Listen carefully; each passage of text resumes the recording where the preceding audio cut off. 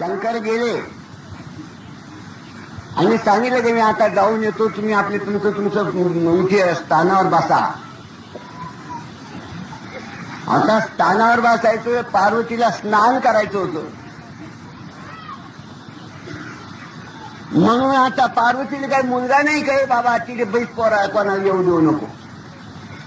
मग तिने आपल्या मळाचा गोळा काढून त्याचा हा गणपतीचा पुतळा तयार केला.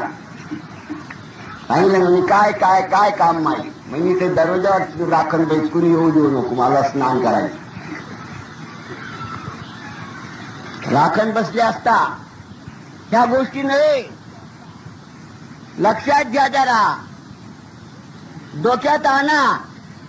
हे गुह्यातलं गुहे आपल्यापाशी सांगण्याकरता आले बाबा. काही पैसे आणखी धनद्रव्ये मान मर्यादा या सावडायच्या ठिकाणी नाही आले, हे सांगायकरता आले. जरा लक्षात घ्या की त्या मुलाला तिथे राक्षण ठेवला असता शंकर आले, निरूप दाबला की पार्वतीला मनात देव आले. तर ते येतानी कित्येक गण गेले, त्या गणपतीने धडाधड उडवली. लोक चिंभील झाले की हे काय. ब्रह्मदेव जागीच थांबवले. मग नारायण आले. नारायण बी येऊन उभे राहिले. नारायणाने निरूप दिला, देवा आपल्या पर्णकुटी किंवा आपल्या महालाच्या दरवाजावर कोणीतरी एक आहे, तो काही कोणाला येऊ देत नाही.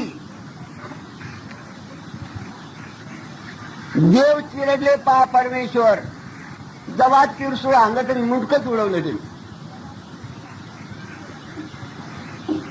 मुंडक उडाल्याबरोबर नारायणाला कळलं आता काय अहंकार झाला. देवा ही पृथ्वी कशी तराल आता तुम्ही. एका मिनिटात ती पालथ करून टाकील.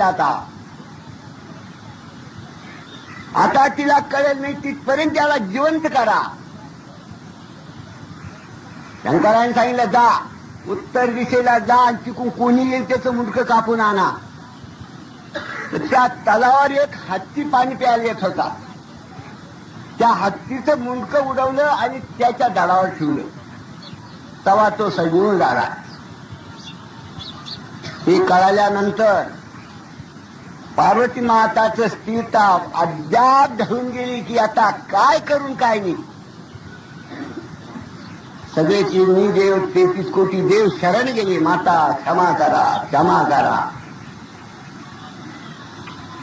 नारायणाने सांगितलं की आता हे जे न होणारं झालं, पण या मुलाकरता तुम्हाला काय पाहिजे ते आम्हाला सांगा. मग मारुती माताने सांगितले या माझ्या मुलाचा जो कोणी आदर सत्कार पूजा करील त्याचं कार्य होईल. कोणी जर गणपतीची पूजा करणार नाही तर त्याच्यामध्ये विघ्न येतील. म्हणून याला विघ्न आता एवढी ताकद त्याला दिली. म्हणून हे ब्राह्मण लोक सुख करता दुःख हरता वार्ता विघ्नाची इथे थांबणार नाही पूजा केली तर.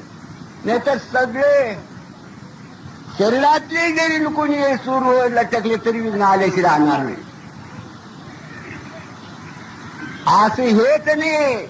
अधिमाया शक्ती जगत करतीलच गणपतीची पूजा, पण ब्रह्म विष्णू महेशाला सुद्धा करावं लागेल तर कोणतं कार्य चाललं. पहा ही आईची शक्ती.